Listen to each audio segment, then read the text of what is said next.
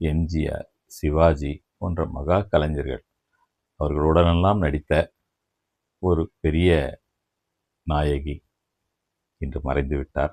சௌகார் ஜானகி அவர்களுடைய இந்த இறப்பை முன்னிட்டு அவரை பற்றி சில நினைவுகளை பகிர்ந்து கொள்ள வந்திருக்கிறேன். சௌகார் அவங்க பேர் முன்னாடி ஒரு அடைமொழி இருக்கு. அந்த அடைமொழி எப்படி வந்தது, சௌகார்னா என்ன, அவங்க என்ன சௌகார் என்கிற ஜாதியா, அந்த மார்வாடி ஜாதியான்லாம் நினச்சி நிறைய பேர் இன்னும் கூட குழம்புறதை நான் கேள்விப்பட்டிருக்கேன். சௌகார் என்பது எல்வி பிரசாத் அவர்கள் தெலுங்கில் எடுத்த ஒரு படத்தினுடைய பெயர். அந்த படத்தில் அவர் நடித்ததுனால அவங்களுக்கு அந்த பட்டம் ஒட்டிக்கிச்சு. அதனாலேயே சௌகார் ஜானகின்னு சொன்னாங்க. ஆக்சுவலாக அவங்க வந்து 1949 கன்னட அன்றைய மெட்ராஸ் மாகாணமாக இருந்தது இல்லையா, அதில் கன்னட நாட்டில் அவங்க பிறந்தாங்க. அவங்களுக்கு வந்து அப்போ சின்ன ஒரு படம் ஒன்று நடித்தாங்க அதில். ஆனாலும் வந்து இங்கே தமிழில் அவங்க நடித்தது வந்து வளையாபதி என்கிற படம். தமிழில் அவங்க அறிமுகமானது. அவங்களுக்கு பல்வேறு விதமான கேரக்டர்கள் வந்திருக்கு. அவங்க நடிக்காத கேரக்டரே உணர்ச்சிகரமான ஒரு விளம்பாக நடிச்சிருக்காங்க. ஒரு குடும்ப சுமையை சுமக்கும் ஒரு பாத்திரங்கள் நடிச்சிருக்காங்க. நிறைய படங்களில் விதவையாக ஒரு ஒரு ஒரு தோற்றத்தில் அவங்க நடிச்சிருக்காங்க. அதே நேரத்தில் இன்னொரு படத்தில் ஒரு புதிய பறவையில் பார்த்தீங்கன்னா ஒரு அந்த இந்த ஒரு மாடர்ன் ட்ரெஸ்ஸில் பாடுறத பார்த்துருப்போம். பணம் படைத்தவனில் பார்த்தீங்கன்னா கண் போன போக்கிலேன்னு பார்த்தீங்கன்னா அதில் ஆர்எஸ் மனோகர் அவனும் ஒரு டான்ஸ் பண்ணுவாங்க. அவ்வளோ அற்புதமாக இருக்கும். 2 பேருமே அப்படி நடிச்சிருப்பாங்க. புதிய பறவையில் அந்த மாதிரி ஒரு டான்ஸராக தான் அவங்க வருவாங்க. ஒரு பக்கம் ஒரு விதவை, ஒரு ஏழை தாய் அப்படி இருக்கும். குடியிருந்த கோயிலில் அவங்க ஒரு விதவை தான் அவங்க. நீதி படத்தில், பாபு என்கிற படத்தில், சிவாஜி கணேசன் நடித்த படத்தில், நிறைய படங்களில் ஒரு ஒரு ஒரு ஏழ்மையான தோற்றத்தில் கிழிஞ்ச புடவையோட எப்படியும் நடிப்பாங்க. பெரிய ரிச்சாகவும் நடிப்பாங்க. எல்லாத்துக்கும் ஆப்டாக இருப்பாங்க அவங்க. இரு கோடுகளில் அவங்க கலெக்டராக நடித்தாங்க. நீர்க்குமிழி, அவங்க பாமா விஜயம், நிறைய படங்கள் அவங்க காமெடியும் சோகமும் அப்படி அவங்களுக்கு செட் ஆகும். அதுதான் அவங்களுடைய பெரிய சிறப்பு. இப்போ 94 வயதில் அவங்க மறைஞ்சிருக்காங்க. நிறைய விருதுகள் வாங்கியிருக்காங்க. நந்தி அவார்டு, இங்கே இருக்கிற கலைமாமணி, தமிழ்நாட்டினுடைய விருது, தமிழக அரசு சிறந்த நடிகைக்கான விருது, இப்படி நிறைய விருதுகள் அவங்க வாங்கியிருக்காங்க. கொஞ்சம் ரொம்ப லேட்டாக தான் கிடைச்சிது. பத்மஸ்ரீ பட்டம் அவங்களுக்கு கொடுத்தாங்க. ரொம்ப லேட் 2022 தான் கொடுத்தாங்க.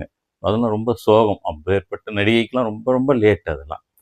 ஜானகி கூட ஒரு கோவிச்சிட்டு எனக்கு வேணான்னு சொன்னாங்கன்னா, அந்த ஜானகி பாடகி ஜானகி சொன்னாங்கல்ல, அந்த மாதிரி ஒரு சோகம்தான். சௌகார் ஜானகிக்கு அவ்வளோ லேட்டாக கொடுத்துருக்கவே கூடாது.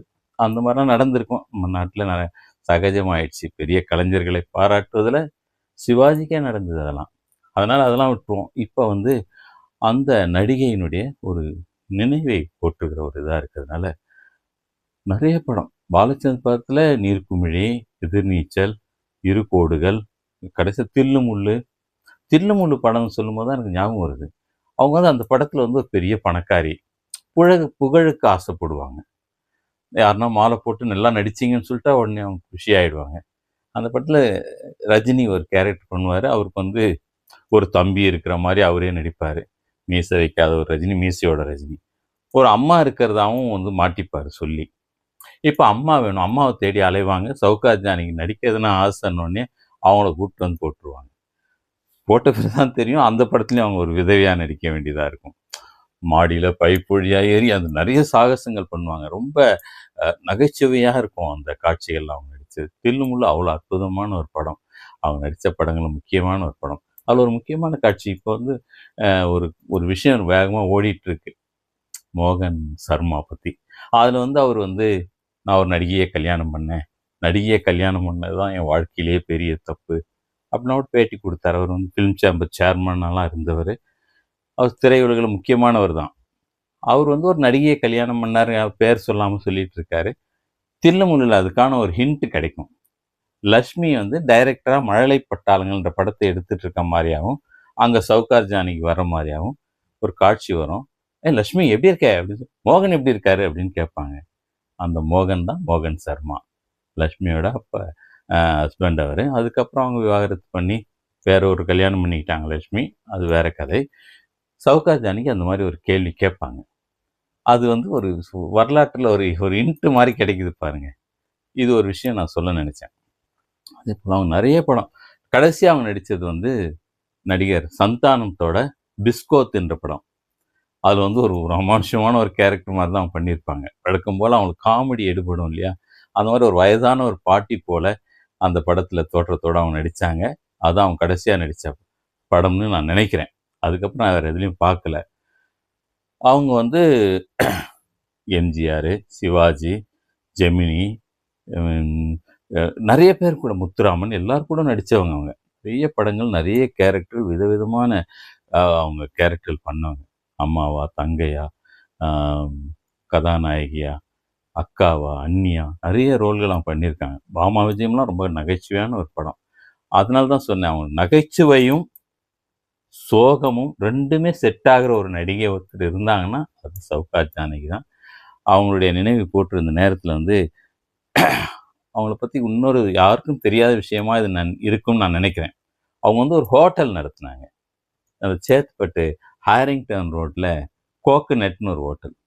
நெறைய தென்னை மரம் இருந்தது. நான் அந்த ஹோட்டல்ல ஒரு முறை போயிருக்கேன். ஒரு ஃபங்ஷனுக்கு. நல்ல பெரிய திறந்த வெளி இதா இருக்கும். அங்கங்க ஹட் போட்டிருக்கும். தென்னை மரத்துக்கு கீழலாம். அந்த இடத்துல உட்காந்து அவங்க அந்த சில விருந்து குடுக்குற ஒரு சிஸ்டம் வச்சிருந்தாங்க. சென்னையில அப்போ புதுசு தான். நான் சொல்றது ஒரு 91 வாக்குல அந்த ஹோட்டலுக்கு போனேன். அவங்க நடத்தின ஹோட்டல். அவங்கள அங்க பார்த்தேன். அதுதான் வந்து அ நான் அவங்கள நேரா பார்த்தது.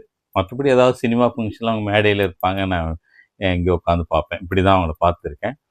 இதுதான் வந்து அவங்கள நான் பார்த்த சம்பவங்கள். அதுபோல அவங்க 400 படங்கள் மேல நடிச்சிருக்காங்க. 400 ஃபிலிம்ஸ். தமிழு, தெலுங்கு, மலையாளம், கன்னடம். இது எல்லாமே நடிச்சிருக்காங்க. கன்னடத்துலருந்து வந்தவங்கன்னு சொன்னேன் இல்லையா? அந்த காலத்துல சரோஜா தேவி, ஜெயலலிதா இவங்க, இந்த மாரி நெறைய கன்னடத்துலருந்து வந்திருக்காங்க. அந்த பீரியட் ஒரு பீரியட் வந்து ஜனங்களுக்கு ஒரு செட் ஆயிடும். அப்புறம் மலையாளத்துலருந்து ஹீரோயினா வருவாங்க. அப்புறம் எங்கன்னா வந்து நார்த் இந்தியாலருந்து வருவாங்க. இப்படி ஒரு செட்டா வருவாங்க. அது கன்னட செட்டுன்னு வச்சுக்கலாம் அவங்கள. அந்த மாரி வந்தாங்க. அதேபோல உயர்ந்த மனிதன் ரொம்ப முக்கியமான முக்கியமான படங்கள் மட்டும் சொல்றேன். வெற்றி விழா, புதிய பறவை, அ அ பாமா விஜயம், காவிய தலைவன், இரு கோடுகள் இதெல்லாம் அவங்க நடிச்ச முக்கியமான திரைப்படங்களா நான் நினைக்கிறேன். அந்த நல்ல நடிகை, ஒரு காவிய நடிகை, அவங்களுக்கு வந்து இந்த நாள்ல நினைவு கூர்றத பெருமையா நினைக்கிறேன். வணக்கம்.